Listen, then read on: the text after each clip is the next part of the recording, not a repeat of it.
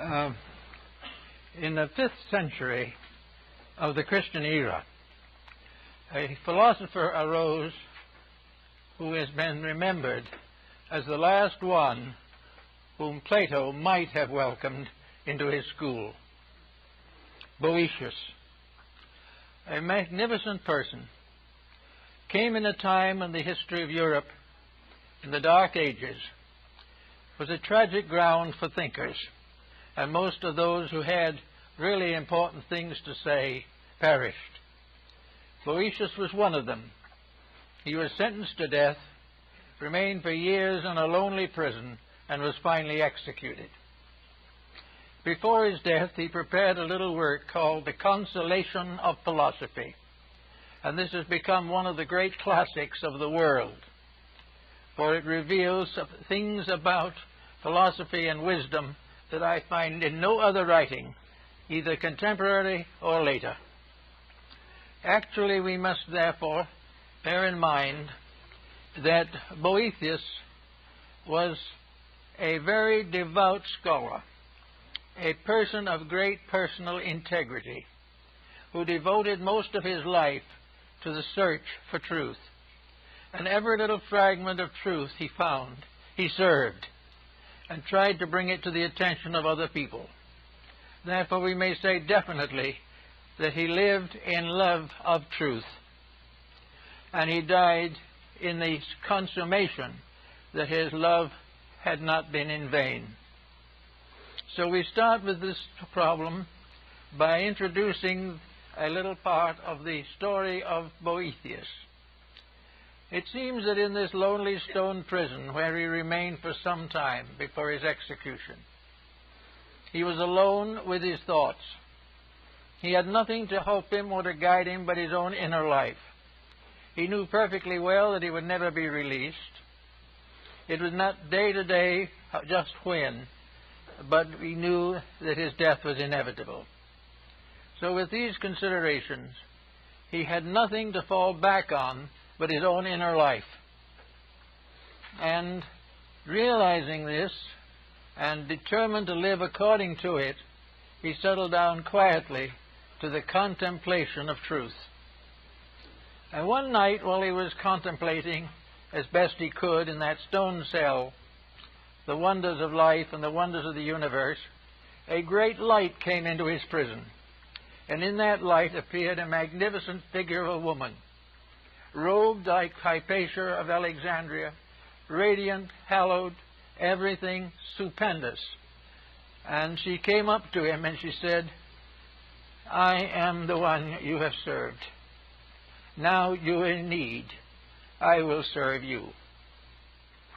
And she explained to him very definitely that all he had learned to help other people had created for himself a debt which truth owed him, and that as long as he remained in the material world, truth would lead him, guide him, and to give him the intelligence and the wisdom and the love to face the things he had dreamed of and believed. As a result of that, his essay on the consolations of philosophy has become a classic. It was in this realization of the return of the good deed to the one who does it that Boëthius became aware of something, namely that truth is not a word. Truth is not a doctrine. Truth is not essentially a system or a school. But as all the ancients realized, truth is a living thing. It is a creature itself. It is something that has its own being. It has its own life and its own death, its own beginnings and its own ends, in an infinitude beyond our comprehension. But truth is a conscious being, and this being appeared to Boëthius in the prison. And from this truth, he learned to live from day to day. He gained then the answers to all the questions he had asked. He gained knowledge of the distant places and the high places and the low places. He learned all the mysteries of space and time. He suddenly realized that truth was a great teacher, the one thing in life that knew that truth alone could lead man to perfection.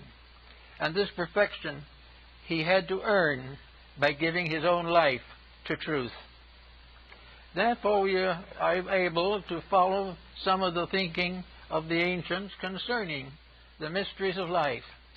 We think of things today merely as objects.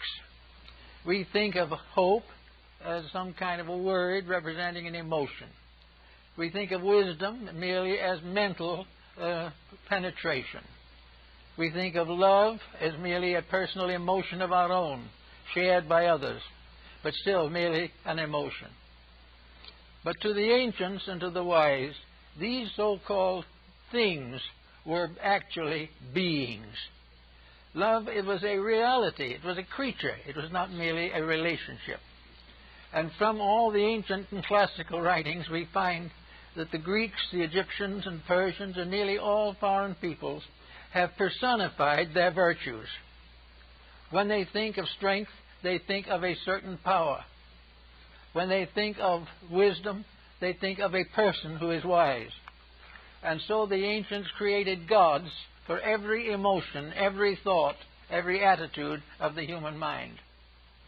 Therefore, we have Jupiter ruling over one thing, we have Saturn ruling over something else. To us, these things are meaningless. We have a very different code. But to the ancient people, with their mystical opportunities, these different things were realities. Hope was a being, not a thing. Hope was something that grew like a child in its mother's womb. Hope was a great moment of veneration, like the individual taking holy orders. All these things were part of a being, and all great good things are beings. They are personifications or embodiments of principles, and they appear to us as a kind of language of symbolism, a language which enables us to share in the wisdom which they impart. So Boethius in his cell saw in the vision of the power of enlightened love the fulfillment of a dream, the dream of the ages. He was told by this radiant vision that she had been with him from the beginning. The moment he dedicated his life to truth, she was with him. She would be with him to the end of his days, and at the same time she would be with all others under the same conditions, because no one walks through life entirely alone, and those who have given themselves to unselfish service to others walk constantly with a radiant presence beside them, something that is going to guard them and protect them, because they have deserved it, because they have earned the peace of inner life. They will have it regardless of what happens in the outer world. This was a great consolation to Boethius. It gave him the courage and strength to know that once one dedicates themselves to the service of truth, they will never again be alone. They will be with something, someone, somewhere, who is ever and always waiting to help, waiting to use this truth that they have discovered in order to save them further punishment, further suffering, or further pain. So the wisdom that Boethius had assembled to teach others was now taught to him. It was shown to him conclusively that his dreams had not been fables, that his ideals had not been vacuums created by optimism or pessimism, that in reality truth is alive and walks with those who serve it. Regardless of how we view the matter, it is a beautiful thought, a very kindly thought, and a thought that gave consolation to this lonely prisoner, doomed to die because he had tried to help. Actually, therefore, before his death, truth took Boethius through all the worlds of space, through the great realms beyond where he could not go himself. Truth showed him how right he had been in certain guesses and certain suggestions.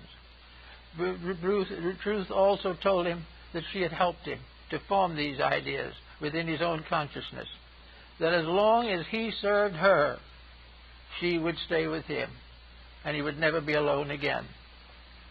So Boethius, when the time came, passed on without fear or doubt, and his little book has brought comfort and insight to millions of people in a world that he never lived to know about or understand.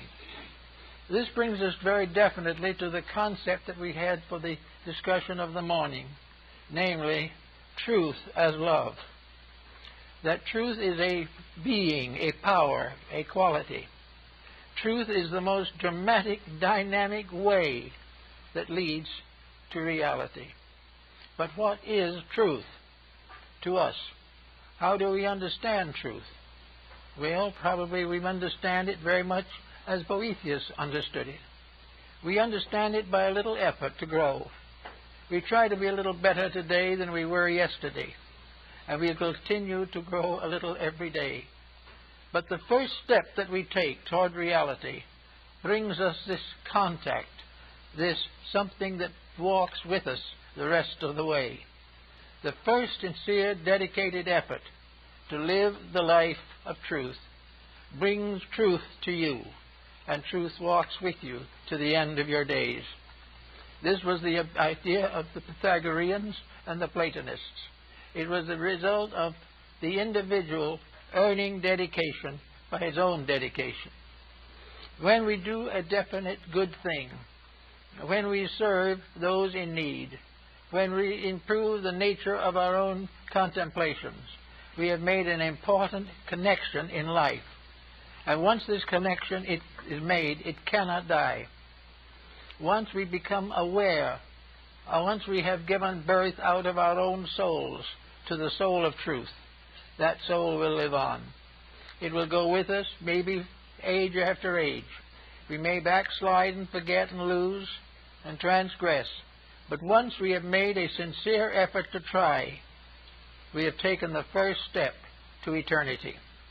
We have taken the first move in the direction of everlasting peace. And therefore it was quite proper for these ancients to think of love as the faithful friend, something that could carry on beyond all of the powers of the mind. The mind can be deceived, the body can be punished, but the truth in the soul goes on. Nothing can stop it once it has started. And the first good deed dedicated unselfishly is the beginning of the long road that leads to regeneration. Buddha brings us the same point when he says that the journey to truth begins with a single step. The single step in the Greek system was the first absolutely unselfish, dedicated effort to serve. The one moment in life when we strip ourselves, when we are bigger than ourselves, and place a common good above our personal advantage. As long as we are selfish, truth remains alone for us and weeps. The moment we are selfish in our thinking, or in our actions, or in our codes of life, we cut ourselves off from the eternal love which is saved for us in the wonders and mysteries of the mystic life. So at that is a certain period. We do make this effort. It becomes, as Buddha pointed out, after the first step, the second step is a little easier. But of course, all through the first steps and the second and the third, there is the pressure of outside forces.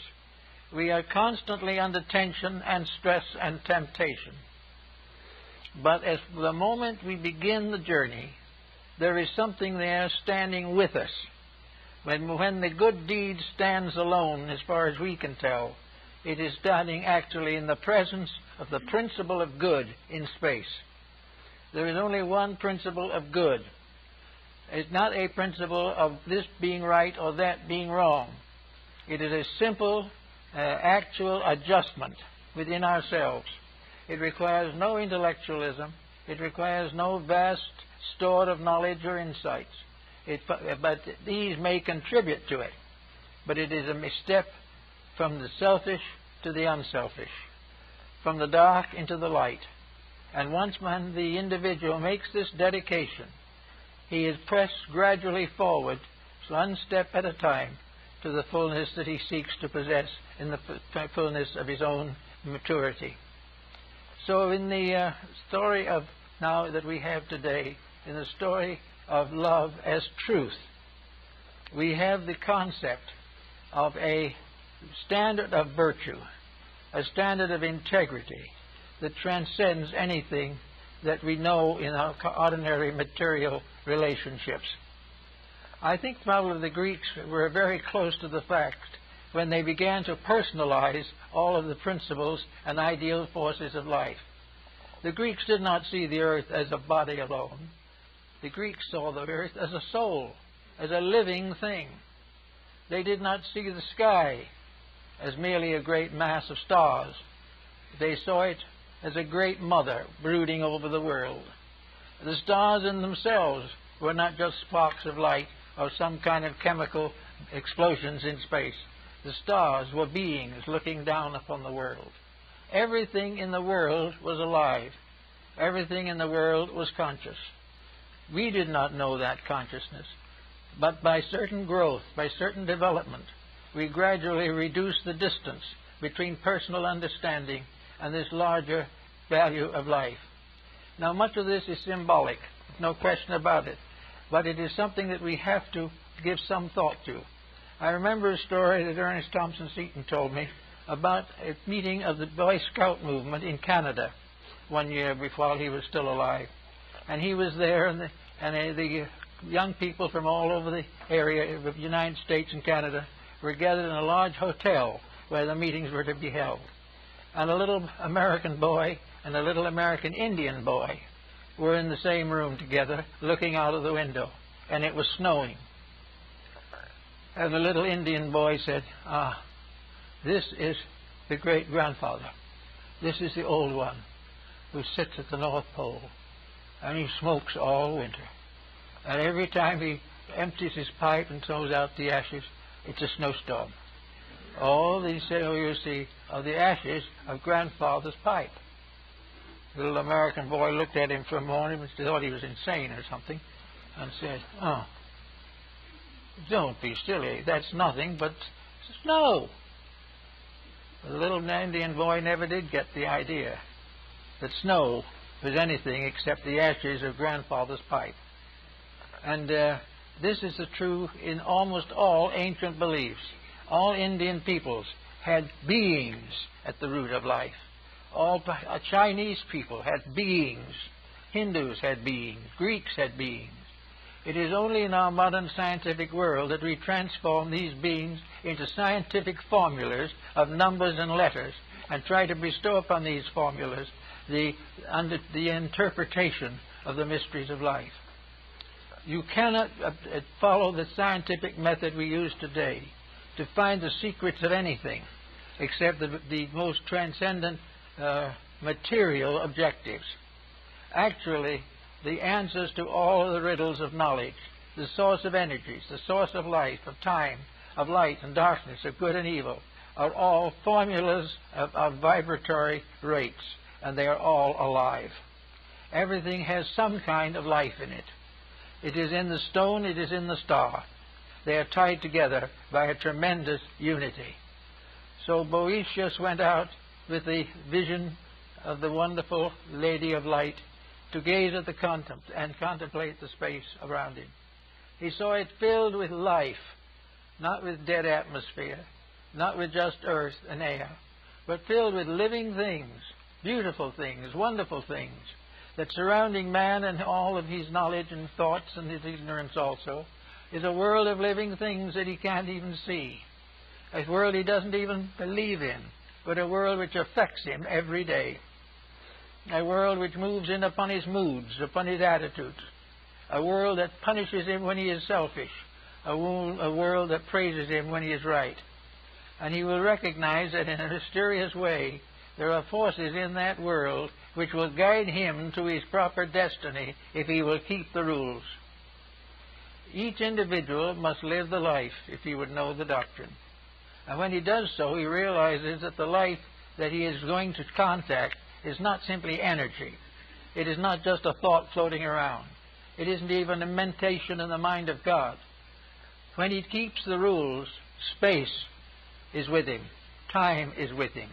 eternity is with him. Little by little, the purpose for himself is fulfilled, and the time will come when he likewise will be a unit of conscious energy in the great fields of universal life. So we all have not only this type of thing, but we also have to look around us to see what's happening. We look around and we see today the problem of air pollution. With that air pollution, thousands, millions of things die. This air pollution is against the rules. Therefore, nature will never support it. And nature will continue to punish it until it corrects its own mistake. Nature will never permit evil to survive. It will never permit the wrong to win. There will be moments of apparent victory, but they will be followed by years and centuries of terrible defects and disasters. Everything that we have around us lives in a sea of truth, lives in a vast organism that is based upon infinite wisdom and infinite love. These are the ruling powers. The universe is not neutral. It is not simply space. It is not things moving, floating around in a vacuum. It is not formulas that can be put into letters and numbers on a scientific blackboard. Space is alive. Everything that exists is alive. And while we are growing on one level, somewhere else another thing is growing. While we are adding to the wisdom of our own mind, something else is enriching every cell in our bodies. Everything is living and growing. And when the individual interferes with growth, he commits probably the most terrible of all sins. When he tries to block growth, or becomes indifferent to it, or denies it, in that moment, he places himself in the position of being punished. Now, punishment is not going to be eternal damnation. Punishment is not going to be something which is irreparable. But patience and virtue must take the place before punishment is completed. Punishment is merely an effect, the cause of which is wrong. As long as that effect is wrong, the consequences must be wrong. And what are the basic rules of this mysterious being, this infinite good one, whom we all worship under one form or another, or most people recognize under the general term of God? What is the law of this being? The law of this being is love. The law of this being is that in all matters, an infinite tenderness guides erring life back to its source and forward to its perfection. These things the ancients recognized. We don't recognize them very much anymore. But when something goes wrong and a great disaster occurs, there's a reason.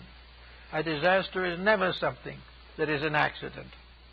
And no disaster is such that it is irreparable damage. There is nothing in life that is real that can be destroyed. The lowest, most imperfect of all entities must have its growth, must have its place, and must have its chance to win. And it is the rule of nature under God that all things shall win. There is no loss. There can never be. There is only delay. There is only a moment of pause in what might otherwise be a great and glorious mission. So Boethius went forward and went out and paid to the state the debt which it had created. But he no longer feared the state. He no longer feared the world, for he knew that the world itself was good. And these little tyrants who arise live for a day and disappear. And in the great passage of things, each of us, in our own way, must discover our own eternity. Each of us must realize for himself the eternality of the scheme and plan to which he belongs. We must begin to realize that we were not born when we come here. We do not die when we go. Everything in life goes on in life. There is no dead spot anywhere in space. Everything is filled with life, growing, unfolding. And as we look out upon it, we can see as in a meadow the vast flowering and the vast fruiting of a great vegetation. And over it rules Flora, the goddess of the harvest, the goddess of the flowers, the goddess of the herbs. She represents the very principle of the values and powers which the plant kingdom embody. In other words, the plant kingdom is a being growing up. It is not a place. It is not a series of wild seeds that we know nothing about, or of plants that die and never come back. The plant kingdom is an entity, a living thing. It has its comings and its goings, but its eternity is never questioned. It will go on, and if it is abused and perverted and corrupted, it will remain to correct these conditions until they are corrected. And anything which consciously and intentionally destroys these growths or tries to frustrate them will find that his own ignorance becomes a terror to him. The individual who tries to kill something is an individual who will then become frightened that he himself will die. And he was wrong when he thought he killed. He was wrong when he thinks he will die. All things are part of a plan so much bigger than we are that we can't even contemplate them.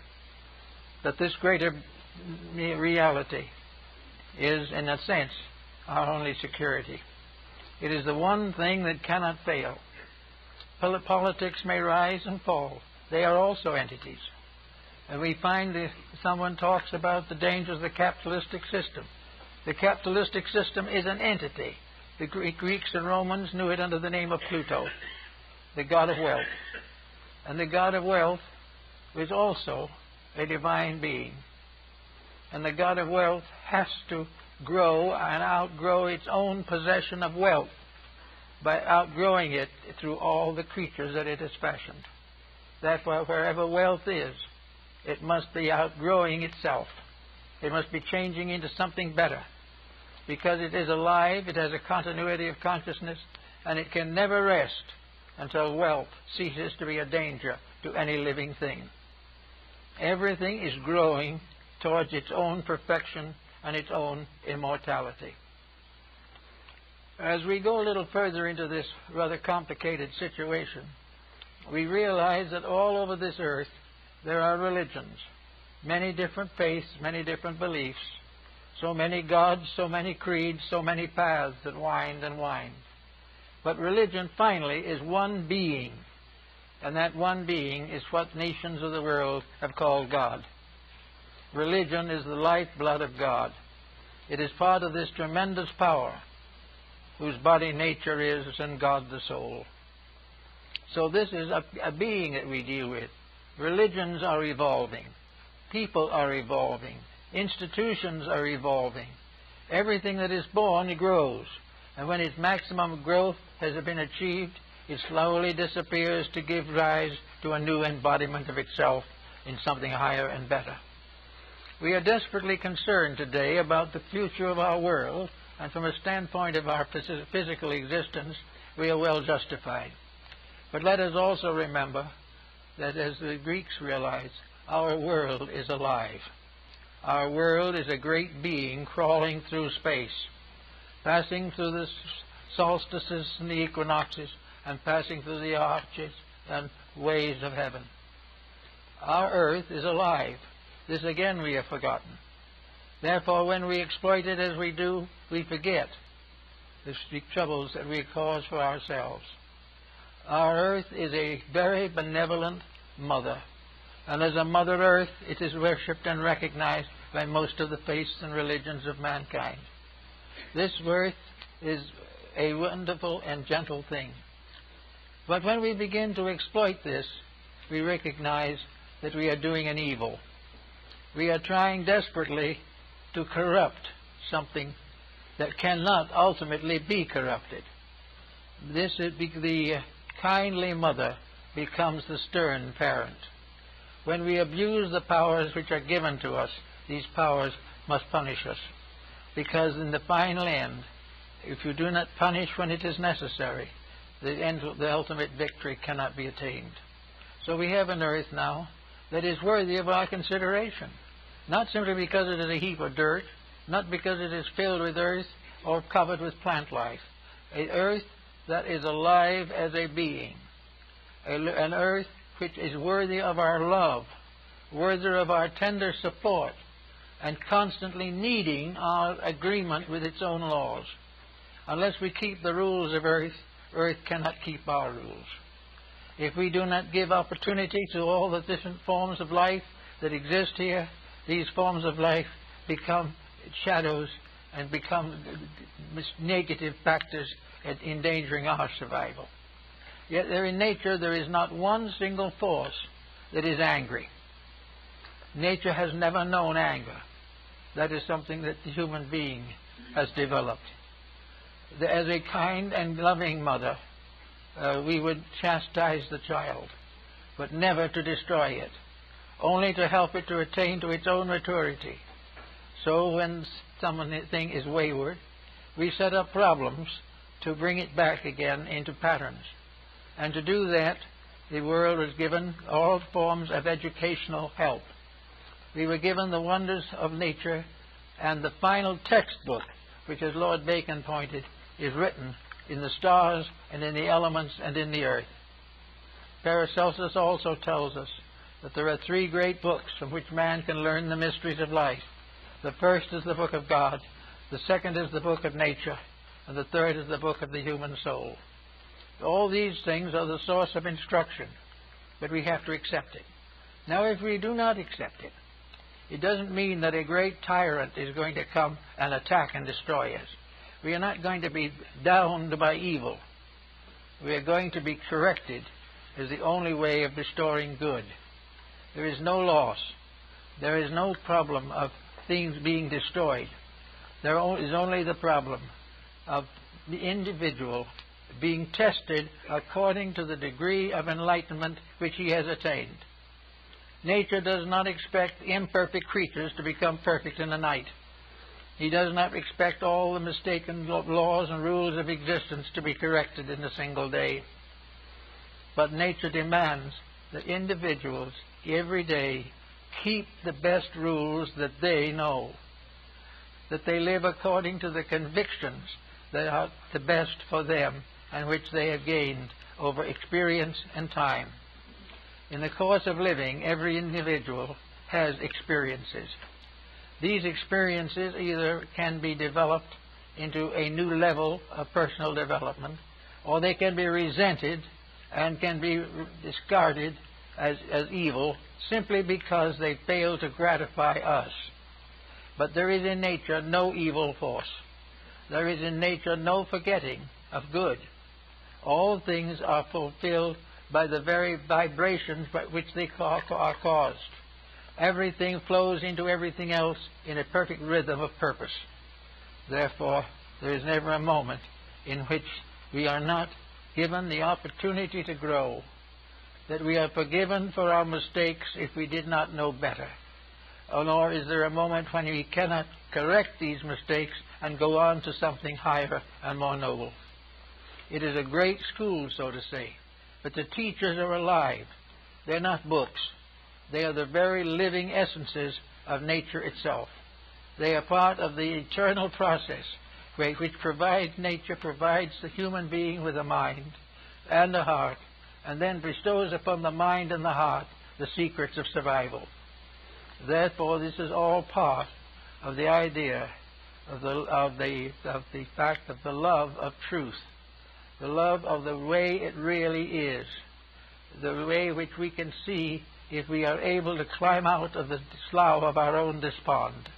If we can rise out of the ignorance with which we have locked ourselves, we can begin to see over the edge to things which is beyond. And when we do that, we will grow a little. And as we grow a little, the problems will become less.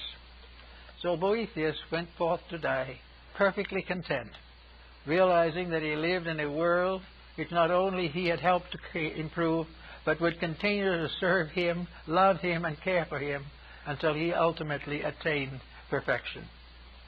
Everything that tries is rewarded for trying. Why and how? Well, if no one tries, nothing tries, unless it has a vision of something better. It may not know how to attain that something better, but if it is willing to try, it means it grasps the possibility of improvement. the moment the individual grasps at this moment of realization that improvement is possible, he begins to grow. Now, if in the first time he has this realization, he looks around, he says to himself, yes, I think I'll be a little better than I was. I'm going to correct some of my faults. So he goes out, and the first day he's out, he had a little trouble with something, and he gets irritated. Then a little later, something else comes along, and he's a little more irritated. And gradually, this one moment of enlightenment fades out, and he's back again in all his problems and all his miseries. So this may happen many times. There are false starts, well intended, but not supported by sufficient energy, sufficient libido to survive and amount to anything. But ultimately, the effort to grow will produce a fair start. Most of the starts that we have in modern times have arisen within religion. While there are many backstopping and falls in religion today, there is also a great effort to grow spiritually a little. And dedication to religion, dedication to the service of our brother man, dedication to love of God, dedication to the recognition of the great power of redemption in every religion and faith of mankind. When we begin to get this feeling, pretty soon it reaches a point where it doesn't go away entirely. Then we do something very foolish, and we are sorry. We are actually embarrassed to realize that we couldn't do better than that. Well, this embarrassment is the beginning of a gradual growth, in which ultimately we are able to make such advancements as our general condition will permit. We are able to be a little less angry because we've now discovered a way to pacify these situations. We will be a little less selfish because we have begun to realize the needs of others. We will become a little more content when we realize the blessings that we already have. And little by little, this grows until it creates an atmosphere of belonging to a growing world. That somewhere in the invisible planes of things are the powers that move all things to the fulfillment of their natural destinies. Little by little, then, we get to be little better people. Now, there comes a time when we have to make a decision or two, because most people are not ready to make a major step away from the familiar. But they are able to do something better. They have been able to straighten out a broken home. They have been able to solve a family feud. They have been able to visualize a better use of what they have. All these things help. And little by little, the individual grows. And the moment he has made a few growths like this, when he has been able to forgive an enemy honestly and completely, when he has been able to prevent an extravagance which he knows he should not have, when he is able to live in his own life without neglecting his children, all these things come little by little until he gradually tries to put his own life in order. The moment he makes this effort, the moment he tries to put his own life into a better social, economic, psychological condition, in that moment, truth comes to live with him.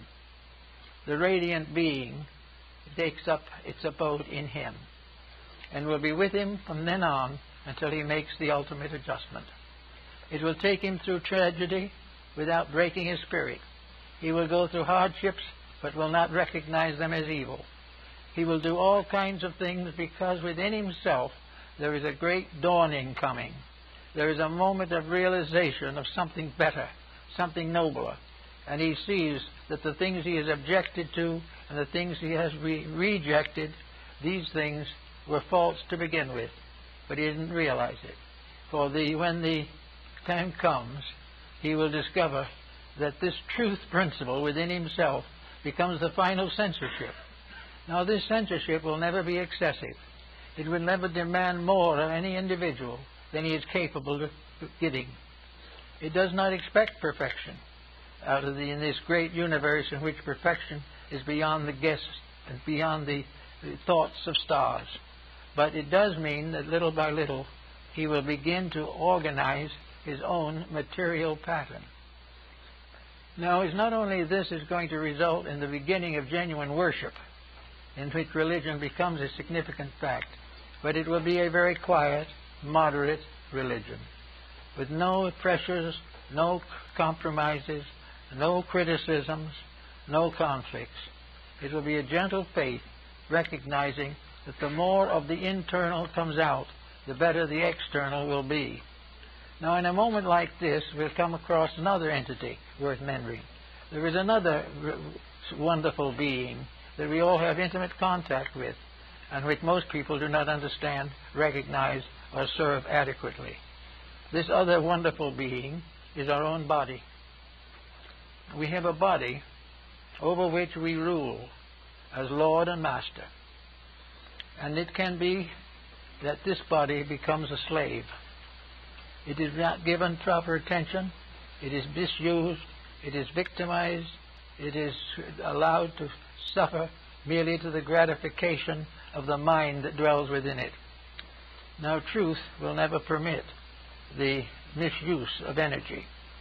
Therefore, this body, which is our house for a time, has laws and rules that must be kept. And furthermore, it is alive. We know the body is alive. Every cell in it is alive. Every part of it is alive. And yet very few people have ever tried to realize how the human body accumulates around a degree of unfoldment which we call the personality. Anyway, this body is our own particular living sheath, our completely personal organism. It is the first empire over which we can have dominion.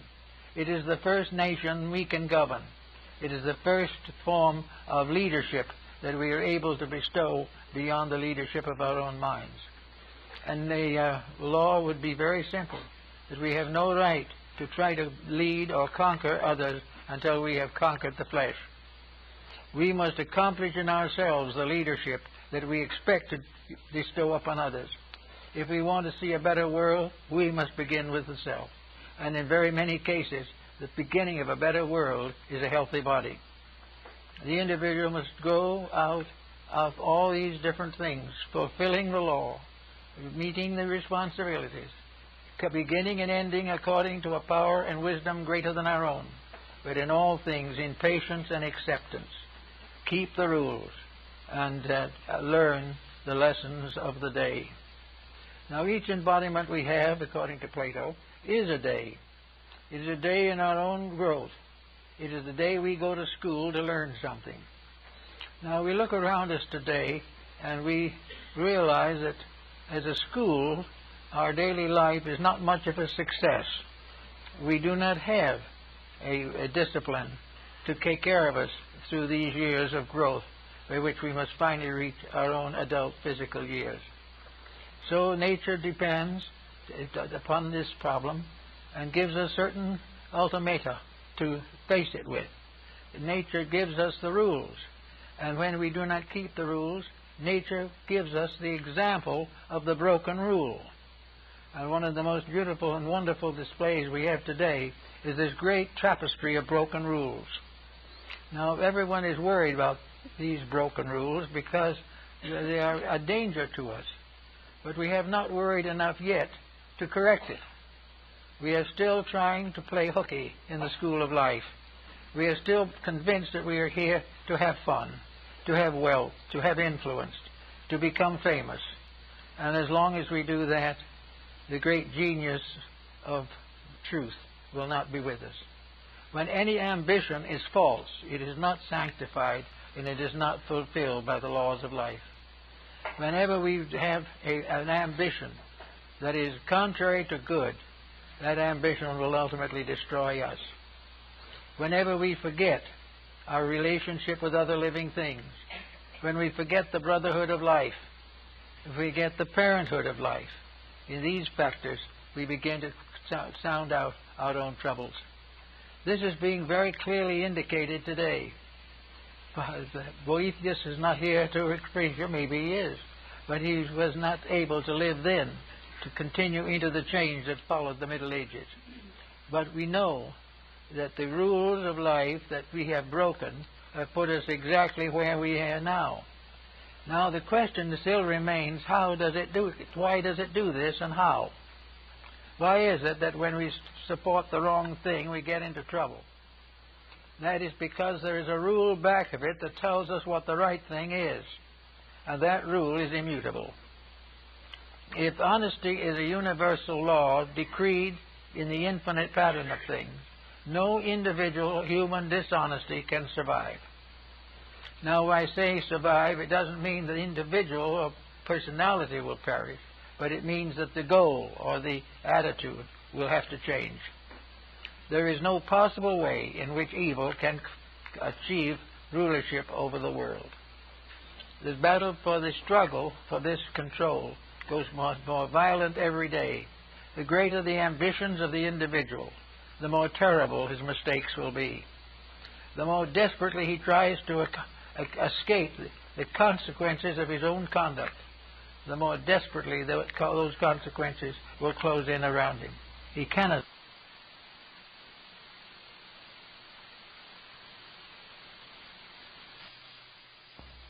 Because there is something in life that says he can't escape them. And the symbol of that something in ancient times was the great mother of mysteries, the great mother of the world. For all physical creatures are under one motherhood, the motherhood of the mysteries, the motherhood of the Virgin of the world, the motherhood of the mother who remains a virgin forever and bears children unto the eternity of things. All these wonders and mysteries are very simple. But the great mother of the earth, the great mother of the mysteries, is nature itself. Not as a blind force run by physical means and few chemical symbols to tell what it is, but a living, vital force that dreams, thinks, hopes, prays, does everything necessary to bring home the wayward children. That's something which knows that the problem must be solved, that there can never be allowed for evil to survive, that never can ignorance prevail, never can violence destroy peace. And in the process of doing this, nature finds the individual, unfortunately, lacks the internal resources to make the proper decisions. He cannot say to himself, I have told a lie, and therefore I must correct it. The individual tells the lie, thinks he gets away with it, and then a consequence sets in that hurts him. And this consequence that sets in is the only way that he can learn not to lie. He cannot be expected at this time to come to the moral solution all by himself. If he does come to that solution, it is because he is already on the road that leads to light. He is on the way to something better. But for most persons, responsibilities must be evaded. They must be avoided in every way possible because they interfere with the smooth passing of a useless life. About that is the problem. There can be no smooth passing of ignorance. There can never be a success built upon stupidity. There can never be a peace built upon violence. There can never be a wisdom based upon a principle of ignorance. All these things have to be worked out in their own nature. And therefore we are all concerned every day with the world around us. But the great mother of mysteries is with us. She is brooding over us now, just as she always has. She is the one that is constantly waiting to bring the wayward children back again to the rules. And she will never stop until they come back. No one will ever be permitted to be a truant. Actually, the truant will hate punishment. The dope addict will hate to be prevented from gaining his justification or his pleasure from the narcotics.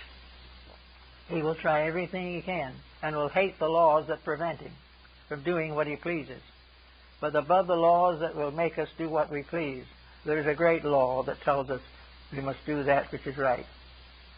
And in this way, we gradually discover that there is a universe of intelligence, a universe of wisdom, a universe of good, a universe dedicated to the service of eternal truth and dwelling forever in the presence of the divine being.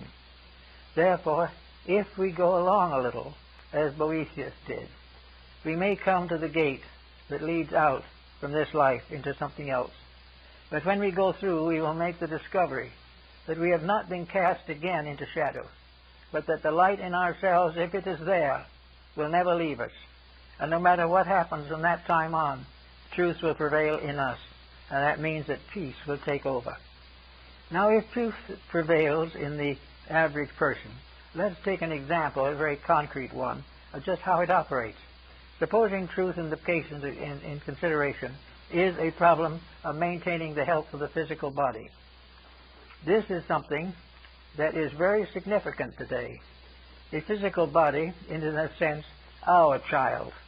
Each person has a body that is a kind of psychological infant with which he has been endowed, and we must train this body to serve him, or else he must relinquish his leadership and let the body take over. If the body takes over, he's in trouble. But he doesn't know he's in trouble, because if the body is gratified, the rest of him goes to sleep. But the real fact of the matter is the body has to be brought into harmony. It has to be disciplined. Now, when the body is brought into discipline, it is said to be healthy. When the soul is brought into discipline, it will be said to be healthy. When the infinite in man is brought into discipline, then the universal being is healthy. Every compromise that destroys the leadership of the superior over the inferior is dangerous and must be carefully avoided. So we know from every experience of living that we can and do have the power to change things, to make them what they should be, to accomplish that which is necessary for the common good and for our own good. But before we settle down to the creative processes of changing the world, which we're all much interested in the moment, we should give a little thought to changing ourselves. Because actually, we find this world is very hard to change, and we become more and more disillusioned as we see nation after nation breaking the peace, country after country exploiting other countries, and it looks very terrible. But if we look down from the heights of those things into private relationships, we find people after groups out to destroy each other. We find exploitation. We find the effort to dishonorably accumulate at the expense of others. We find the broken home and the broken heart and the broken body. So that we know that the great change that is necessary, we have not even been able to make in ourselves. Little by little, however, we have an answer to this. As the health problem goes along, we suddenly learn that there are ways that health can be improved. But improving health is nearly always a discipline. We have to do some things differently. We have to sacrifice some excess in order to achieve moderation. We have to do something right in order to nullify that which is wrong. So, we discover that we only through discipline can we bring ourselves back into harmony. And in the moment we come back into harmony, the mysterious power of nutrition, which is another being, another radiant character, that nutrition can take over and do properly for us. All of the gods of antiquity must manifest through disciplined bodies. We think of wisdom, it's only possible through a disciplined personality. Wisdom in the keeping of the foolish one is folly. We know that there is only one way to achieve courage, and that is to be dedicated to a cause worthy of courage. If we try to use courage to defend negative things, we risk hurt some more. Everything is there to challenge, but nothing is there to hurt for the reason of destroying us. It is because it is the only way to prevent us from destroying ourselves. Now, if we look around us in society today, we see the problem that is coming everywhere at this time. We see the problems of space, of housing, of food, of health. All these things we see very definitely. We realize that something has to be done about them. So we start trying to plant trees. We trying to find ways to purify water. We try to find ways to cleanse the earth of the pollutions and problems that beset it. We try to find ways to control populations, prevent the destruction of natural resources. Let us for a moment turn all these things back into ourselves and realize the reason that we can't solve the problem on the outside is because we haven't solved it on the inside. We haven't made the contact which make it possible.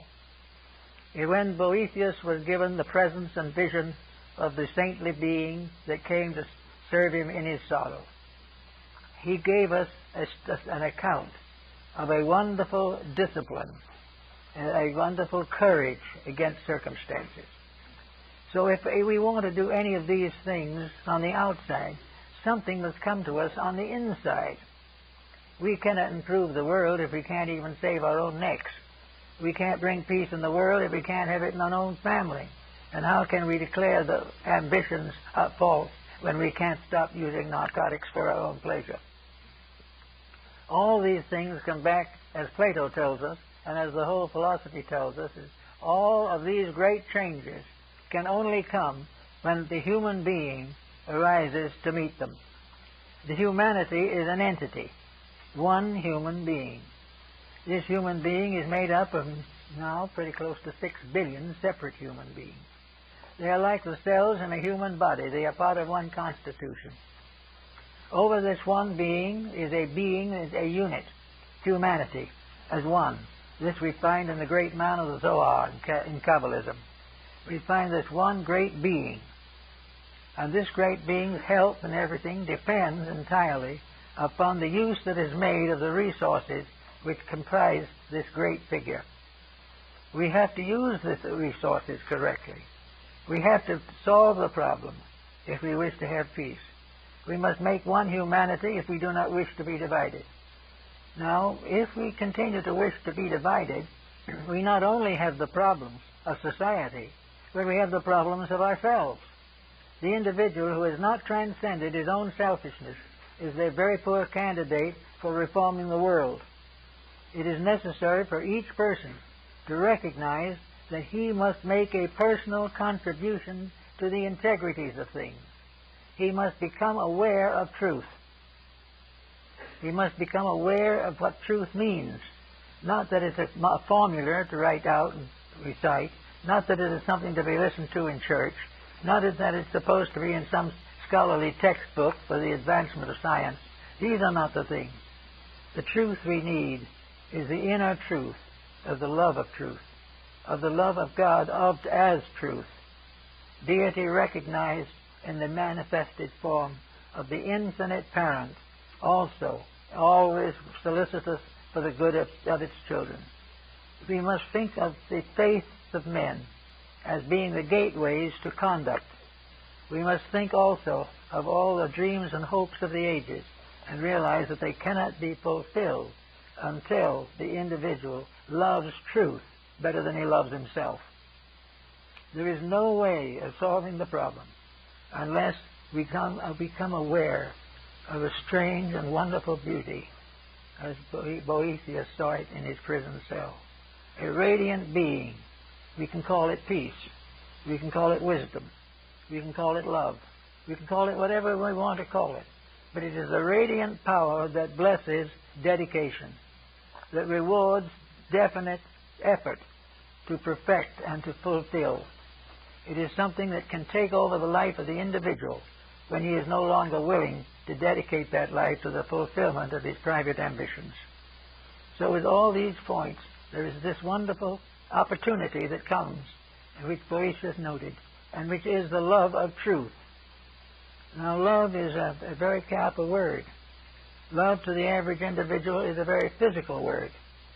Life and love to the theologian is an emotional experience. Life and love to the philosopher is an intellectual experience. But beyond this is the simple, direct fact of the love of truth. A love which does not require rationalization, does not require scientific proof, does not require anything but the evident fact that if we love peace, we will serve it. And if we serve peace, we will have peace. That if we serve and love truth, we will dedicate ourselves to truth. We will correct the curriculums of our schools. We will add knowledge to the courses necessary to instruct the young. And we will put ideals and principles ahead of profit and private enterprise. These things are the transformation of the love of truth as we know it today, to the love of truth as it must be, a dedication to the fulfillment of the works of truth. Now, these works of truth are not simply strange things floating around in space somewhere, because truth, as Boetius found out, is a kind of being. It is something that lives but never dies. It is born but never ceases. In other words, it is almost actually another name for the human soul. But whatever we call it, it is the victory, the inevitable victory of good over evil. It is the complete victory of faith over fear. It is the complete victory of virtue over vice. And it is achieved because it is potentially possible to the individual. And each human being is born with the potential of the perfection of truth within himself. There is nothing that can prevent the individual from attaining truth except his own reluctance to improve his ways. Now, it's possible for him to realize that some of the truths that he must ultimately know are now beyond him. He's not going to be able to be perfect at the moment. He is not going to be able to be perfect as his Father in heaven is perfect. But he is going to be able to move forward step by step in a dedicated search for reality. The moment he starts these steps, the moment he begins to make an effort to direct and vitalize his own integrity, the journey towards the reality begins. And in that moment, the light shining being of truth takes his hand and will lead him to eternity. And nothing can interrupt it. Nothing can prevent it. Nothing can have victory over the inevitable victory of reality over illusion. We have lived for a long time in illusion, and some of this illusion we call learned knowledge. We think of science as very wise. We think that science is solving everything. We think that Einstein was incredible when he found the formula for the atomic fission. These are not the truths we need. These are not truths at all. They are struggling with the misuse of universal potentials. The atom, the cell, all these things are each of them a unit. Each is a truth in itself. And it must be treated as one. It must be recognized. And if we wish to advance things, we must work together to make these various parts work together well in us. If we can make the cells of our own body cooperate, we have health. If we can make the various forms of knowledge to cooperate, we will have peace in the world. These things are part of our destiny. These things were well known to Plato and Pythagoras. They were well known to the foreign and Eastern nations. And everyone has realized that it is impossible to solve our present problem unless the individual himself moves from a theoretical standpoint and ceases simply about talking about how things should be done to the dynamic experience of personal growth. And this personal growth, he can start where he is. He doesn't have to worry about anything. What is his problem at the moment?